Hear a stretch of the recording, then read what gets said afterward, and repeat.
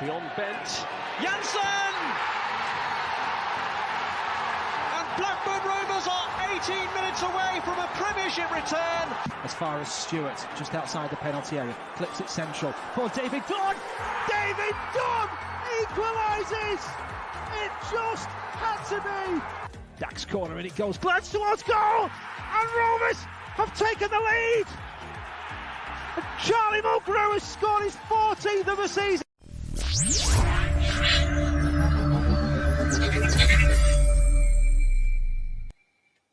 Hello, Rovers fans, and welcome back to another edition of On the Other Side, live with me, Ryan Hildred from Rovers Chat. It's been a disappointing October so far, hasn't it, for Rovers, as we fell away to defeat at QPR on Tuesday evening. So without a win in 4 games now, we need a win soon. And it's back, back to Ewood Park to face in form Reading on Saturday. And I'm delighted to be joined by Reading fan Matt from the Elm Parks Royal podcast and YouTube channel. How are you, Matt? Yeah, I'm not too bad, thanks. I'm not sure that we are in form anymore after Wednesday night, but nice to be thought of as such, at least. 5 wins in 7 when you've had what we've had is certainly in form compared to our recent games. So you're more informed than us. Yeah, I mean, after our start to the season, it was definitely needed as well. So, yeah, breathing a little bit lighter than I was in the October international break when we had barely picked up a point at that point. Love it. Well, we'll get stuck into that in a moment. Rovers fans watching, please subscribe to our YouTube channel if you're not already, and please hit that bell symbol to see when we are live and turn all notifications on. And of course, please give this video a big like for us and our other content across the channel as well. Got Super Chat available as it always is, and a big thank you to our sponsors, Blue Rose Capital and sixyardsout.com. So Matt, let's make a start on the preview then.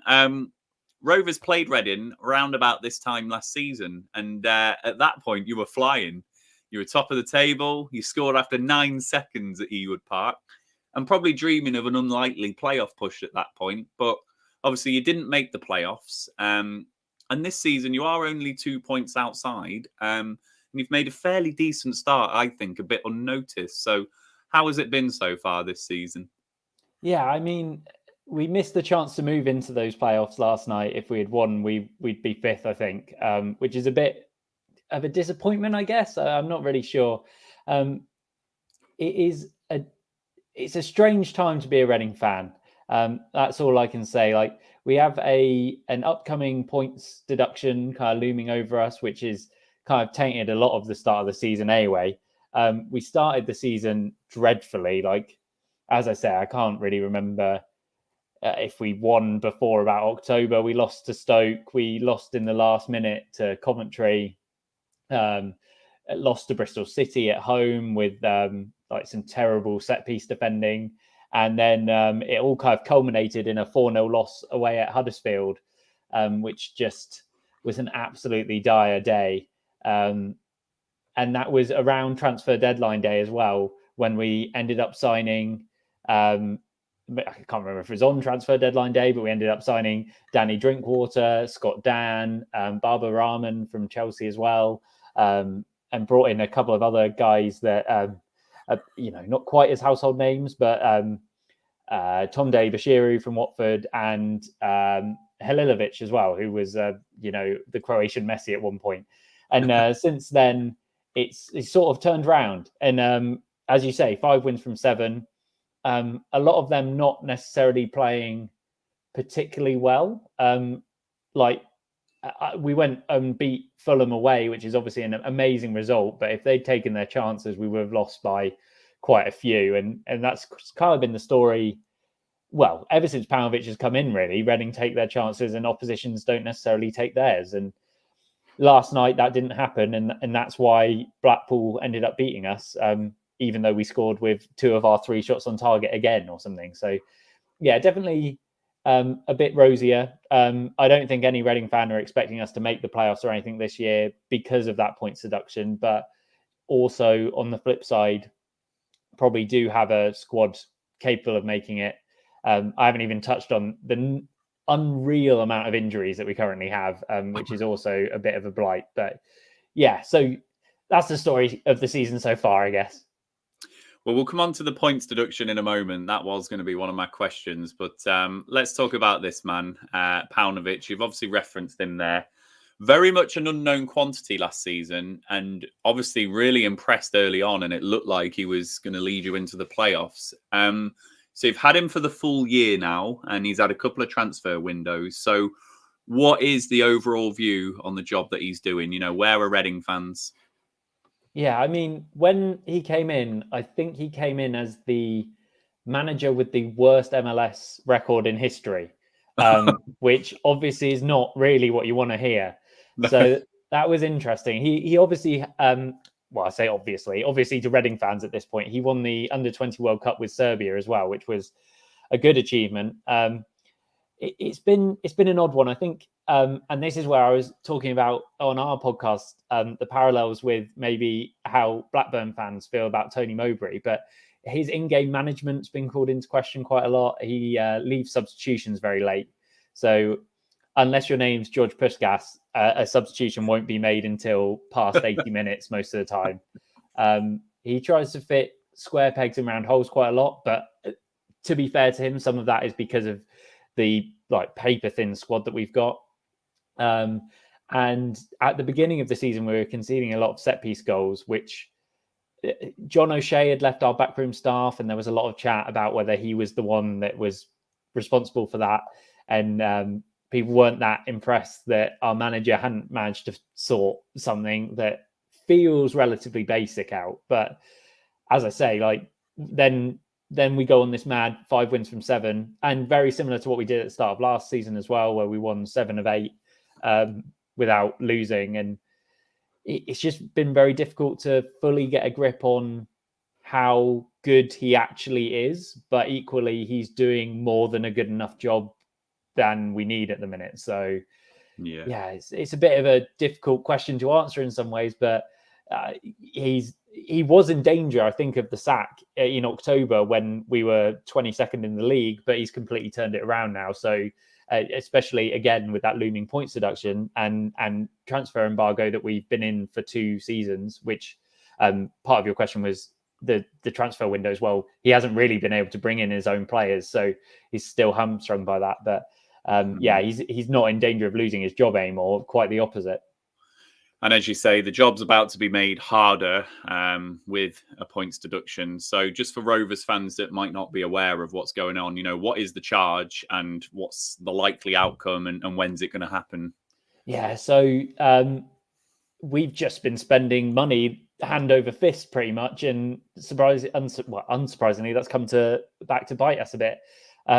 We had new owners a few seasons ago in Da Yong and his sister, whose name I've completely forgotten.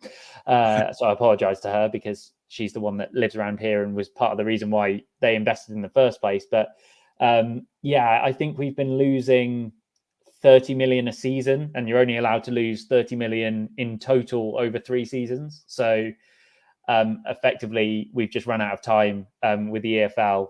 I think that we've been in, well, initially it was deemed a soft embargo, which I believe means that we're allowed kind of 1 in, 1 out transfers. And I think the difference between our embargo and Derby's embargo is that Reading have broken FFP rules, whereas Derby have broken other league rules to do with accountancy, and it's deemed a more serious offence. So there is a bit of a difference there, but effectively what's going to happen is Reading are going to have, by the sounds of it, between a 6 and a 9 point deduction, or maybe a 6 point deduction with 3 points suspended on top of that, which is not the end of the world. I don't think that we'll be in danger of relegation or anything like that. It's probably a fair outcome. There's some discontent because we've already had 2 years of transfer embargoes to then put this this extra burden on us, but it's our own fault in the end, so can't be too upset about it really.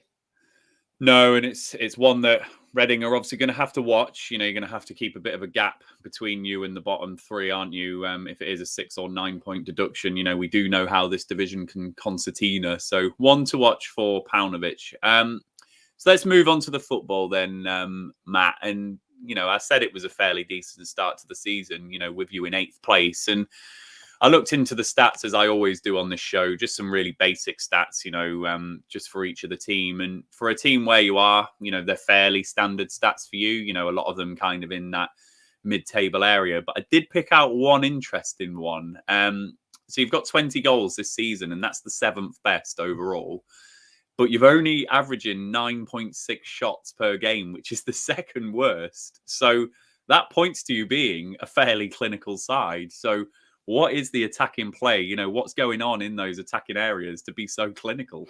Yeah, I mean, this is another thing that just seems to have happened since Paunovic comes in. It was the exact same story at the start of last season when we were running away with things, was that, and the reason why a lot of people didn't think it was sustainable was because we were having so few shots. And that is true, like undeniably. Reading's attack seems to be almost entirely predicated on individual bits of skill or set piece routines.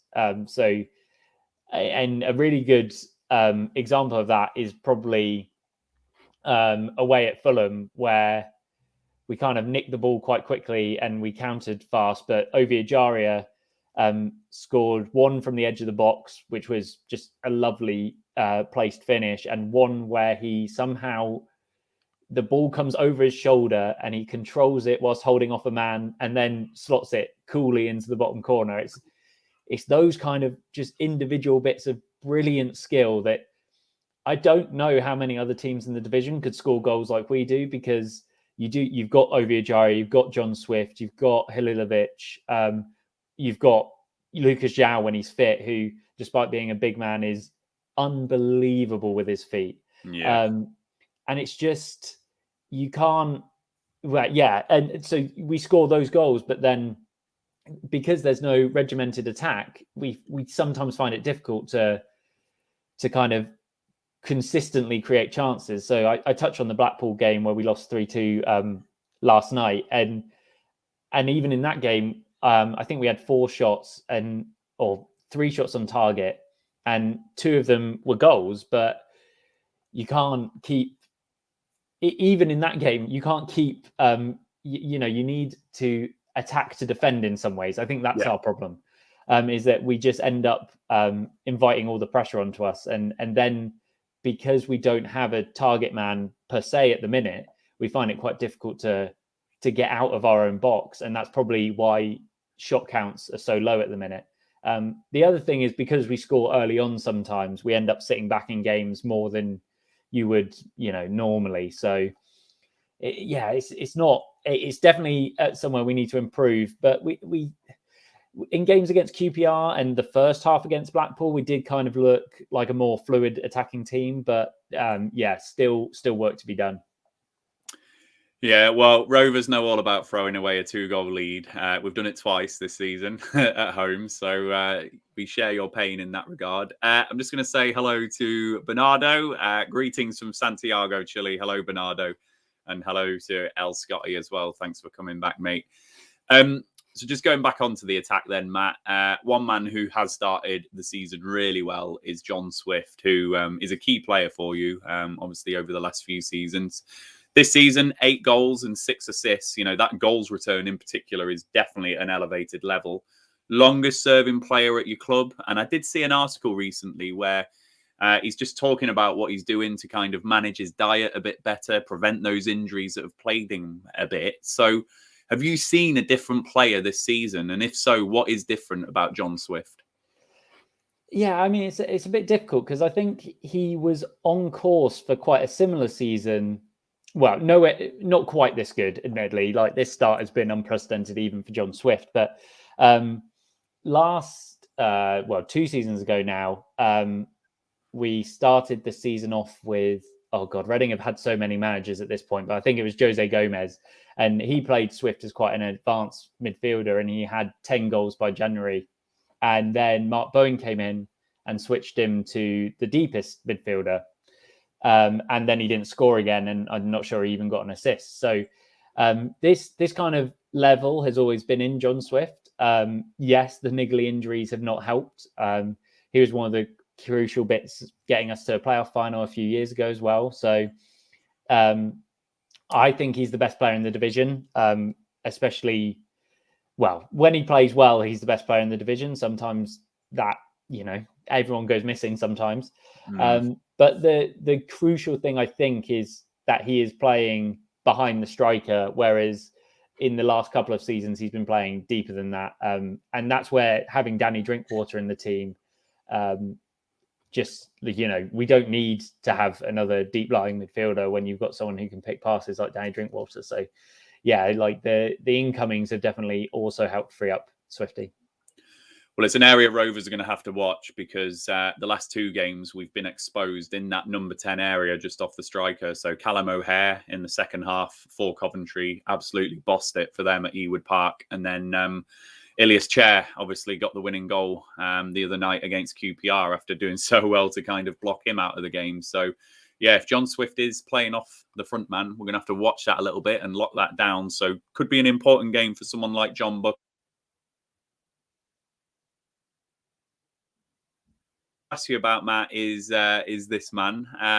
So Scott Dan, he is a former player of Rovers, and I saw he got a goal the other night as well. So obviously released from Crystal Palace. He is 34 now. So how's he been for Reading this season?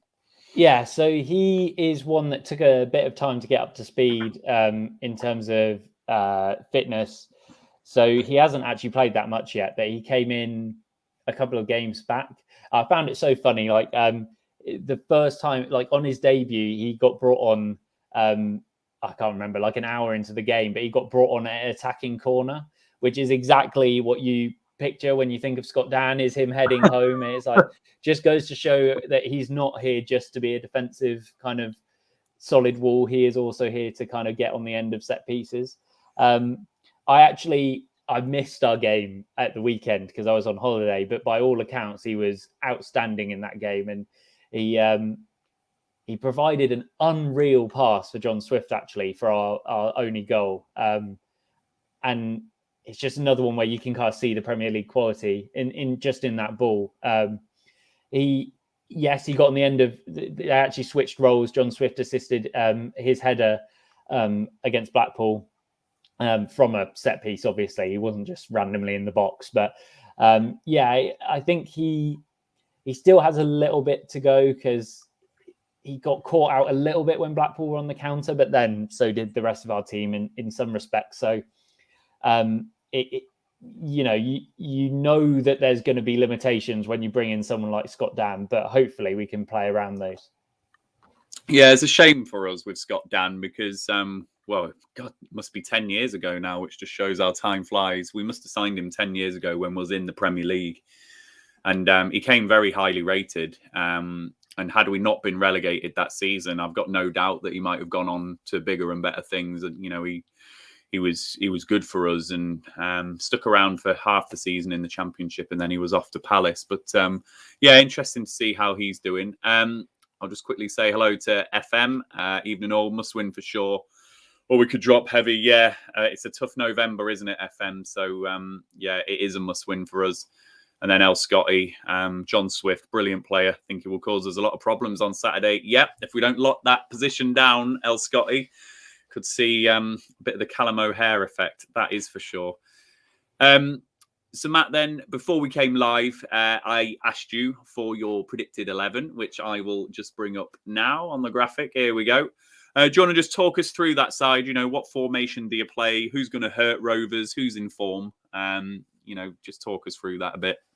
Yeah, so one of the most interesting things that's happened this season is our goalie has changed. So all of last season, we had Rafael, who was a Brazilian who I think he's got 3 caps for Brazil or something, but he wasn't playing in Italy, and somehow he ended up at Reading.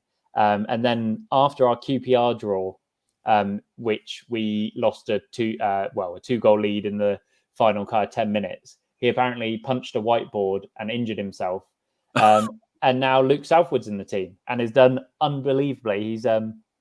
He comes for crosses a lot more. He's a lot more assured. With the high ball, he's good with his feet. And he's been making some pretty outstanding saves. One at Fulham springs to mind, and he made a really good double save last night as well. So that's fun. That's probably a name that Blackburn fans haven't heard before. At the back, it kind of picks itself mainly because we have no other fit defenders at the minute. But equally, this would probably be our starting back four, regardless of that. Yeardom, who has been with us for a couple of years now and has just made that right back space his own. He was everything that we were crying out for after Chris Gunter, much more attacking. Moore and Dan, yes, two very good central defenders, and Barbara Rahman, we didn't have a left back, brought him in from Chelsea.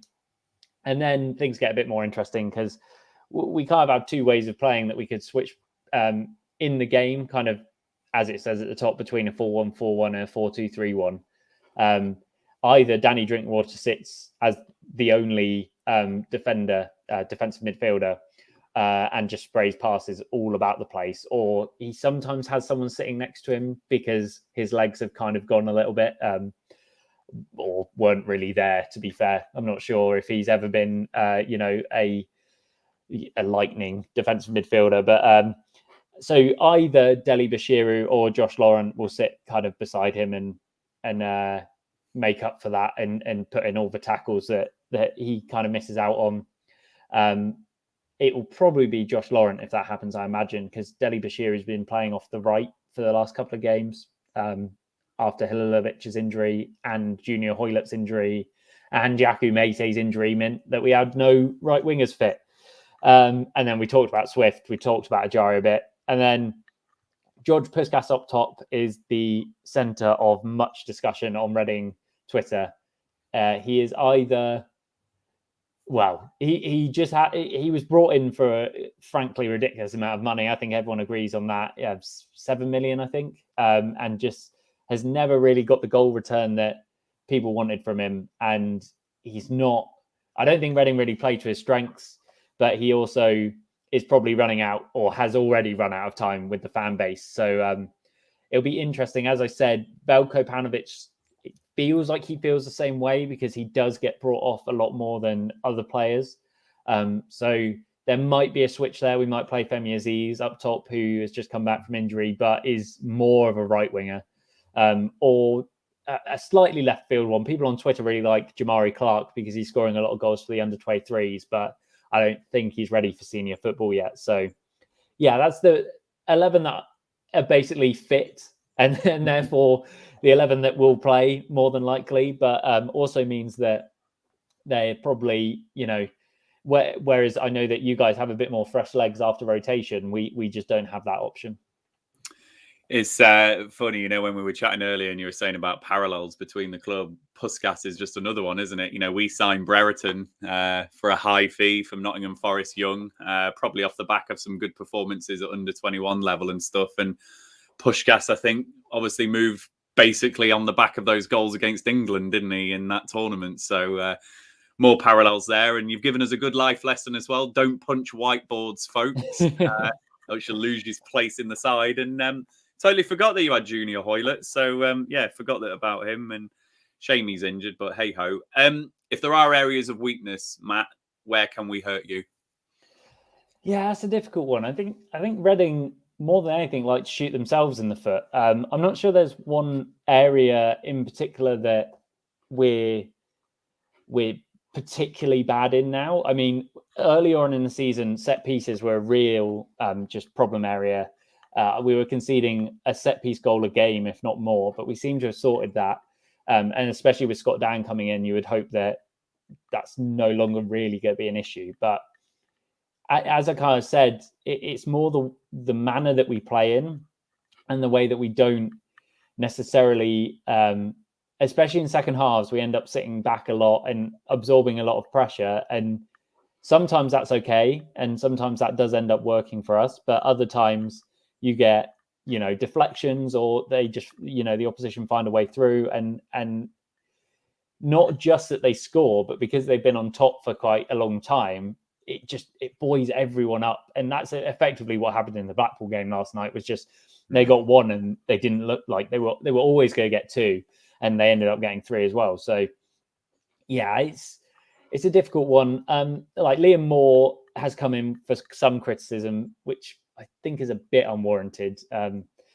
But yeah, it kind of depends how we set up as well. It could be anything. Like I think that we will probably try and be more defensive, and therefore we'll see those issues with ball retention come in, and you could get on top of us. I think that's my main worry. Yeah.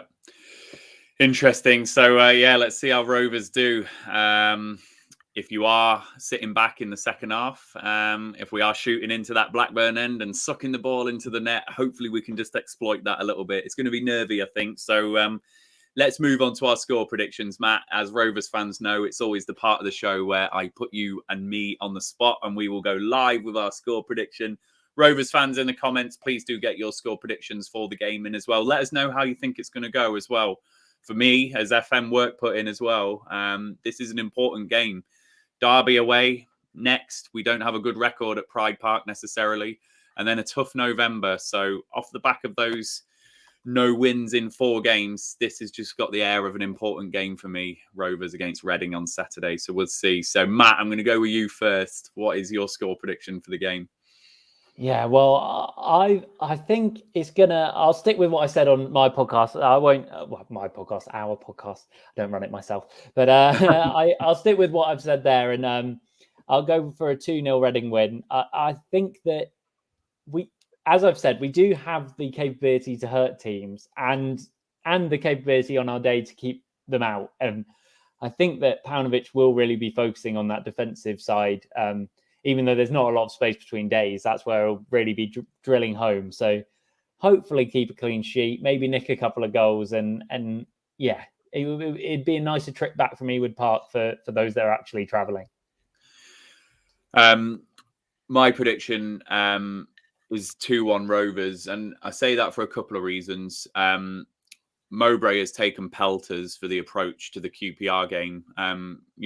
I'll be clear, actually. The first half performance I actually admired. If you're talking about an away performance, had we gone on to win that game, the first half performance was one to admire. We defended pretty well. We shut down the spaces. And in theory, we should have gone on and progressed in that second half, and we didn't.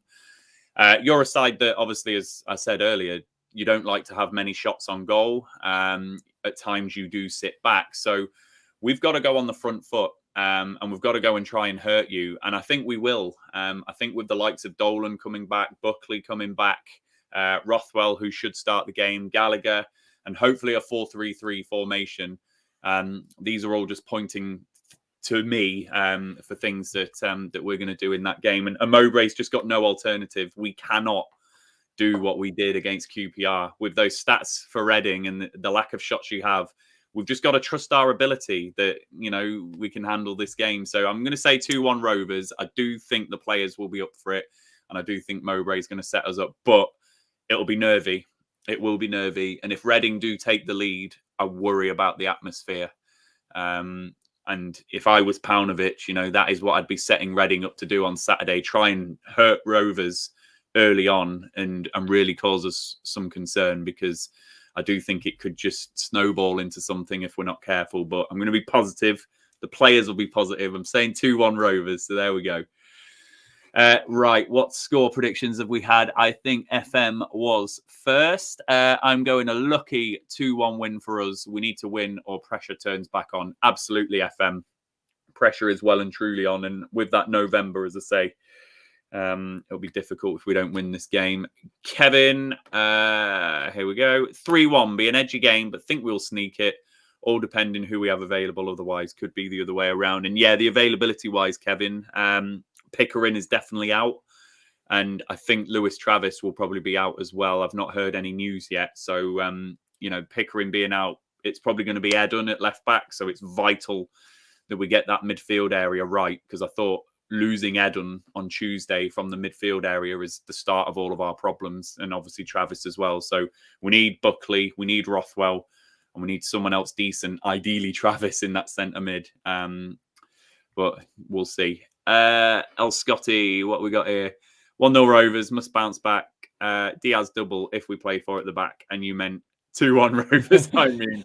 Oh, here we go. How can Diaz get a double in a 1-0 win? You tell me else, Scotty, but we'll go with the 2-1 Rovers. And FM, agree. Massive game for Bucko. I think he's grown into a really important player for Rovers this season, just with that press, with that energy, with that technical ability on the ball, and also that pass that he does like, particularly down that right channel for Gallagher. He is an important player. So Bucko has got to come in and make an impact. And I think on that yellow card against Coventry, I think that's why Callum O'Hare had such an impact on that game, because Bucko was just taken out of the game. You know, he didn't want to get sent off, and obviously eventually got took off. So big game for Bucko, definitely. And I want him to score so bad, because, you know, that would just cap a good start to the season. And then Bernardo, 5-2. Good score with 2 goals bagged by Big Ben. There we go. We love Diaz. We love him. So I think that's it. There's no more score predictions. So, Matt, I'll just thank you for joining us on the show and giving some great insights into Reading. As you say, there's lots of similarities between our clubs. So strange how it all kind of pans out, isn't it? But thank you for coming on the show and giving your views. And yeah, I hope you have a good rest of your evening and week. Thanks, mate. And Rovers fans, we'll be back with other content. We've got the match preview that Dan and I will be recording. That'll be out at 5 p.m. tomorrow. So look out for that one. There'll be the usual instant reaction and match day experience videos. And then Ollie Walker-Peel will obviously be on the watch along as well on Saturday afternoon. So go and join him if you're not at Ewood Park. If you are at Ewood Park, enjoy the game. And I will leave you now with our sponsor message from 6yardsout.com. See you later, everyone. And thanks ever so much. See you soon.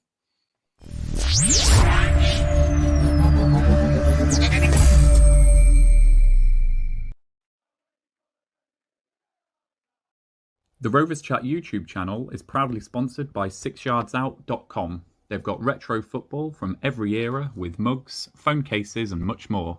They also have plenty of Rovers goods, including apparel with the famous 94-95 season and this season's kit. Check them out using the link in the description below.